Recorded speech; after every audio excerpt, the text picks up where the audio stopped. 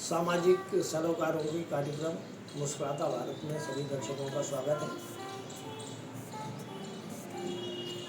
कार्यक्रम की इस श्रृंखला में हम आज अपने दर्शकों का परिचय एक ऐसी शख्सियत से कराने वाले हैं जो स्वतंत्रता सेनानी परिवार से हमारे समाज में स्वतंत्रता सेनानियों के लिए क्या सम्मान है, क्या उनका योगदान है और आज हम जिस हवा में सांस ले रहे हैं हम उनके लिए कितने एहसानमंद हैं, इस पे आज हमारी चर्चा है। इस चर्चा के लिए हमने स्वतंत्रता सेनानी स्वर्गीय श्री गौरीदत्त चतुर्वेदी जी के सुपुत्र श्री शिवदत्त चतुर्वेदी को आमंत्रित किया है। उनसे इस मामले में कुछ बातचीत करेंगे। शिवदत्त चतुर्वेदी का परिचय मैं इसलिए करा सकता हूँ कि वो मेरे काफ़ी पुराने मित्र रहे हैं और सच को सच और झूठ को झूठ कहने से जो समाज में या व्यक्तिगत जो हानि होती है उसके वो भुक्तभोगी। उन्होंने अपने जीवन छात्र जीवन से बड़ा संघर्ष किया है और दबे कुचले शोषितों के लिए आवाज़ें उठाई हैं, जिससे उन्हें बहुत अपने शैक्षिक स्तर पर भी काफ़ी नुकसान झेले हैं। आप छात्र जीवन से ही बहुत संघर्षशील रहे हैं। जहाँ तक मुझे याद है आपने जेल यात्रा भी की है और अपनी शिक्षा का LLB कर रहे थे किसी समय में हमारे साथ, वो भी नहीं कर पूरी हो सकी है। शिवदत्त जी आपका बहुत बहुत स्वागत है कार्यक्रम में। हम एक कार्यक्रम करते हैं मुस्कुराता। उस कार्यक्रम के अंतर्गत हम उन सभी लोगों को ढूंढना चाहते हैं कि जो वर्तमान समाज है, इस समाज में मुस्कुराहट किस तरीके से आ सकती है। तो पहले तो ये चाहूँगा अपने दर्शकों के लिए कि थोड़ा सा आप अपना और विस्तृत परिचय दें, फिर हम बात करेंगे पिताजी के बारे में और कुछ उनके संस्मरण आप हमें सुनाइए, हमारे दर्शकों को सुनाइए। स्वतंत्रता संग्राम सेनानी किस तरह के हुआ करते थे, किस तरह के उन्होंने कष्ट झेले हैं, जो आज आज़ादी में हम जी रहे हैं, इसके लिए उनका कितना योगदान था, कितने कष्ट उन्होंने सहे। स्वागत है। धन्यवाद एहसान भाई और साथियों। मैं अपना क्या परिचय दूं। एक शानदार विरासत सौभाग्य से संयोग से मुझे मिली है।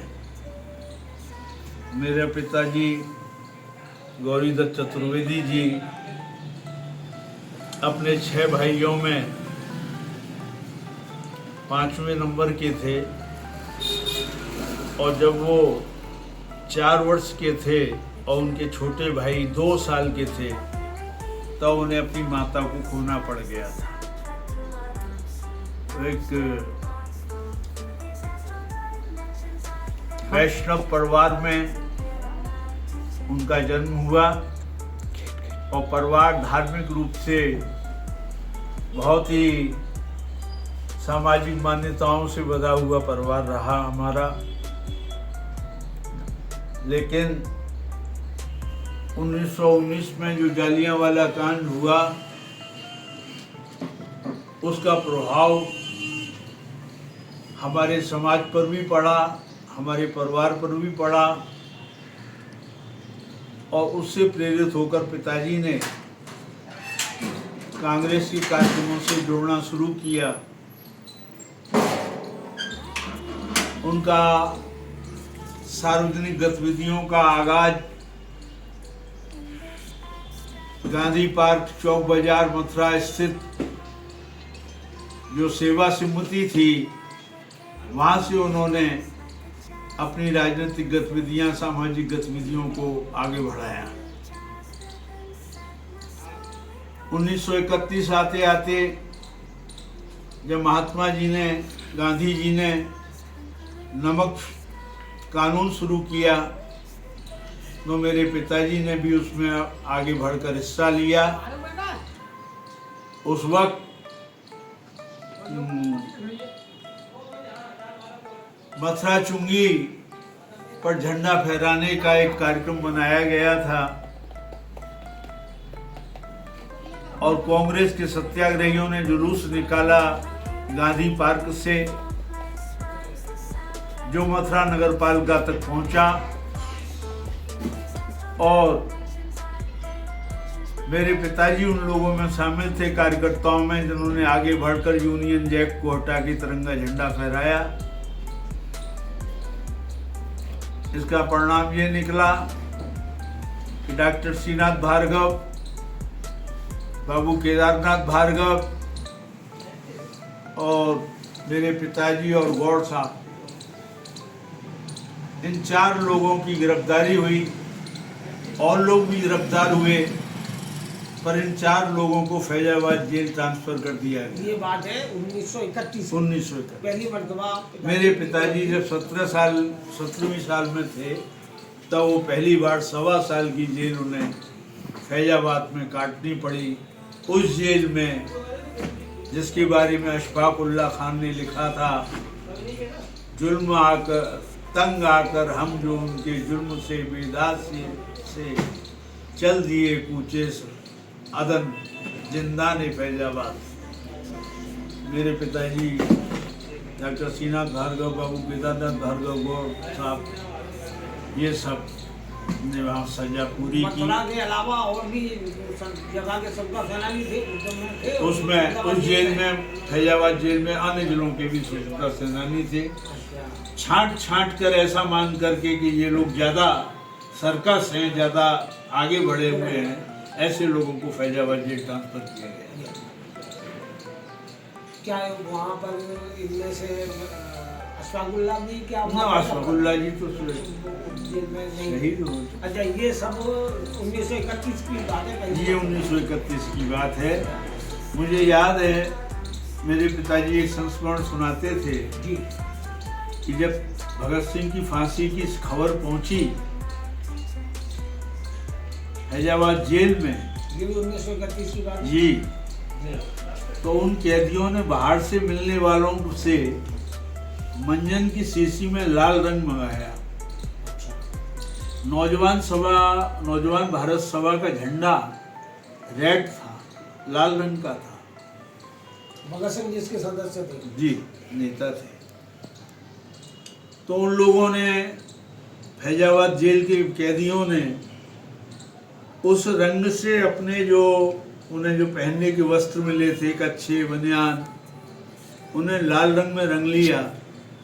और अगले दिन पूरी बैरकों में भगत सिंह की फांसी के खिलाफ इनकलाब जिंदाबाद के नारों के साथ जुलूस निकाला गया।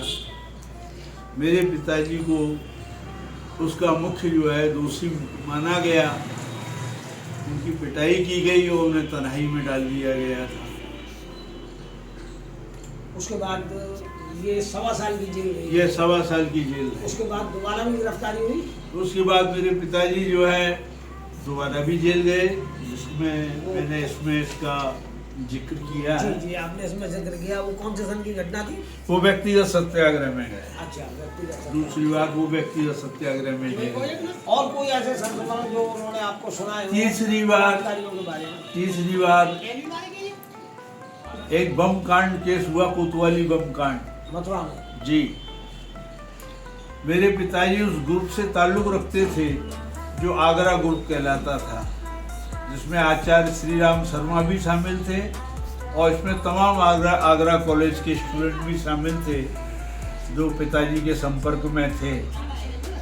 सन 43 में इस बम कांड की जांच के सिलसिले में मेरे पिताजी को गिरफ्तार किया गया तीसरी बार, और थाना सदर बाजार में ले जाकर उन्हें अमानुषिक यंत्रणाएं दी गई, जिनमें नंगे जिस्म में पेंसिल घुसेड़ना, नाखूनों में आलपिंडा घुसेड़ना, पेड़ से बांध के लटकाना जैसी चीजें शामिल थी। हाँ, कैसा महसूस करते हैं? आप एक स्वतंत्रता सेनानी परिवार के हिस्से हैं, आपके पिताजी स्वतंत्रता के संग्राम में मेन रोल में लगे, कितना गौरवान्वित महसूस करते हैं आप? मैं इस बात से बड़ा गौरवान्वित हूँ और मुझे इस बात का बहुत फक्र है जी कि मेरे पिताजी ने मेरे मुल्क के लिए, मातृभूमि के लिए जी ये यंत्रणाएं झेली।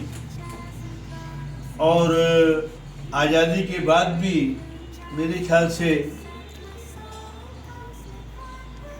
ऐसा होता ही है कि जो सच्चे सेनानी थे संताप की वे कंगाल हुए, जो अमन सवाई थे वो फिर हुए अफसर माला माल हुए, वे स्वतंत्रता के सेनानी जाड़ों में ठिठुर मरते, गद्दारों को सत्ता में दे मोम हुए आहें भरते।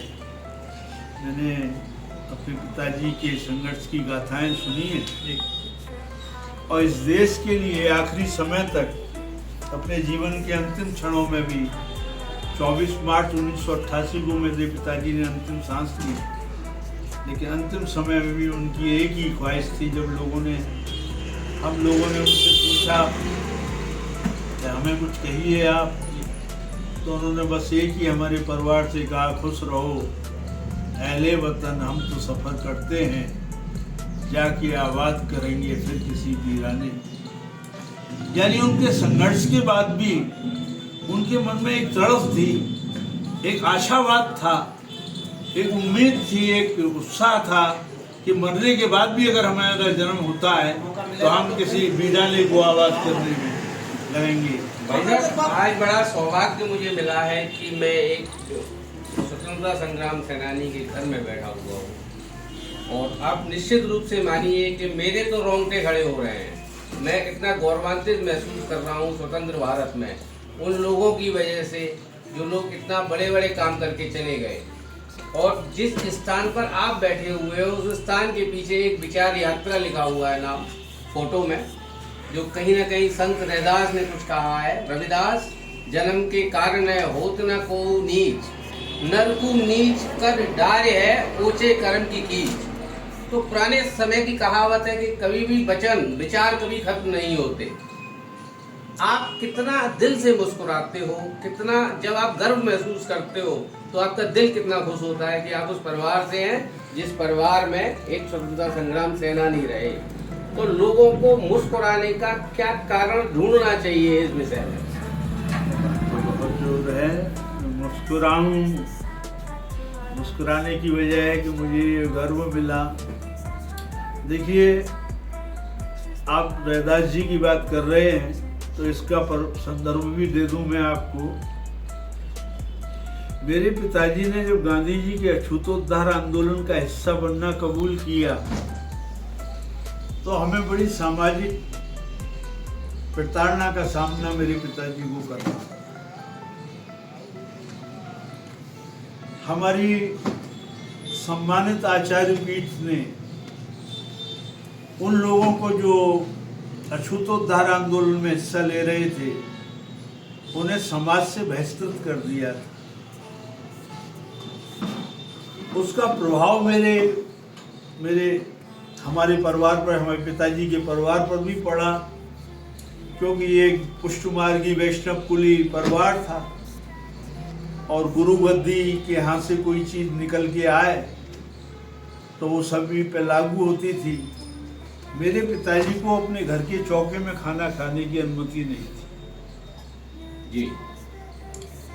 जब किसी की शादी विवाह होते थे तो मेरे पिताजी को छोड़कर पूरे घर का न्योता होता था। ये सामाजिक अपमान में बता रहा हूँ। एक स्वतंत्रता सेनानी को सरकारी दमन तो झेल ही रहे थे, साथ साथ सामाजिक प्रताड़ना का भी सामना करना पड़ा। बहुत कम लोगों को पता है ये बात। और इसके बावजूद वो कभी रोए नहीं और हमेशा मुस्कुराते हुए अपने कर्तव्य पथ पर आड़ू रहे।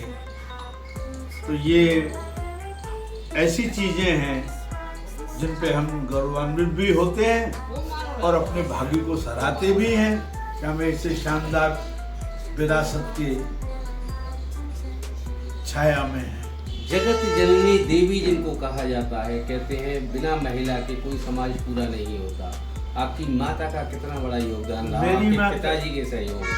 मेरे पिताजी ने ये संकल्प किया हुआ था कि जब तक देश आज़ाद नहीं होगा वो विवाह नहीं करेंगे। 1946 में जब अंतरिम गवर्नमेंट बन गई तब मेरे पिताजी का विवाह हुआ और मेरी माँ राष्ट्र प्रेम से ओतप्रोत थी। मेरे पिताजी और मेरी माताजी की उम्र में अंतर था, 10 साल से अधिक का अंतर था। लेकिन जब अंतरिम गवर्नमेंट बनने के बाद कांग्रेस के जुलूस जल्द से निकलते थे, तो हमारी एक चचेरी बहन के साथ मेरी माताजी पढ़ती थी, तो उनके संपर्क से, उस बहन के संपर्क से मेरे पिताजी के संपर्क में आई और मेरी माँ ने पिताजी को दिल से पसंद कर लिया। हमारे ताऊ जी ने और डॉक्टर श्रीनाथ भार्गव ने प्रयास करके मेरे पिताजी का शादी संबंध करवाया।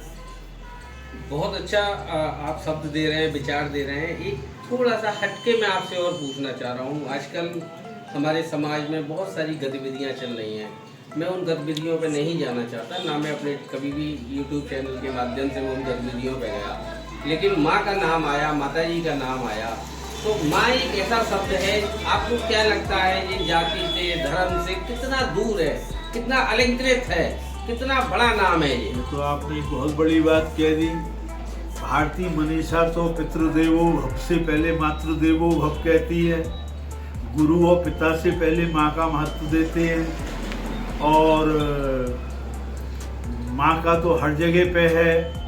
मैंने खुद हजरत मोहम्मद साहब का एक वचन पढ़ा है कि जन्नत माँ के कदमों के नीचे होती है, तो माँ से बड़ा कौन हो सकता है। और मेरी माँ एक बहादुर माँ। मैं खुद आपातकाल में जेल में रहा, एक बार नहीं 2 बार रहा, तब भी उन्होंने मेरे माता पिता ने हमारा हौसला ही बढ़ाया। और आज मैं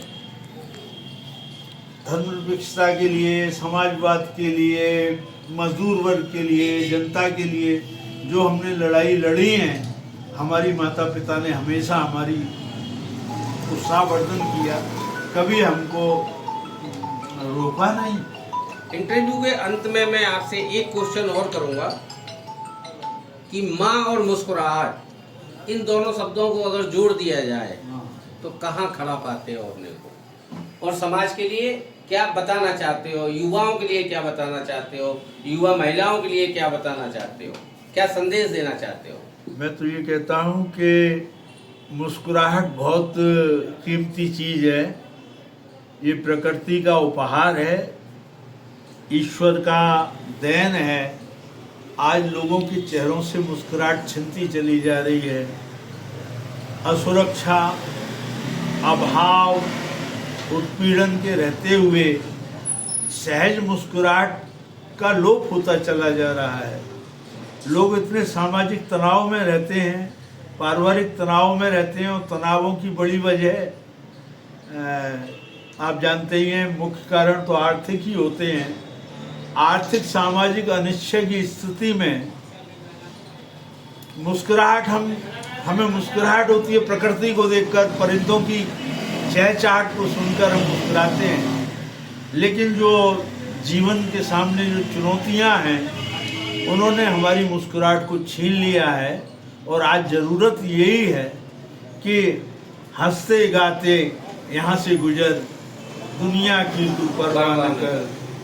तो ये आज बहुत ज़रूरी है।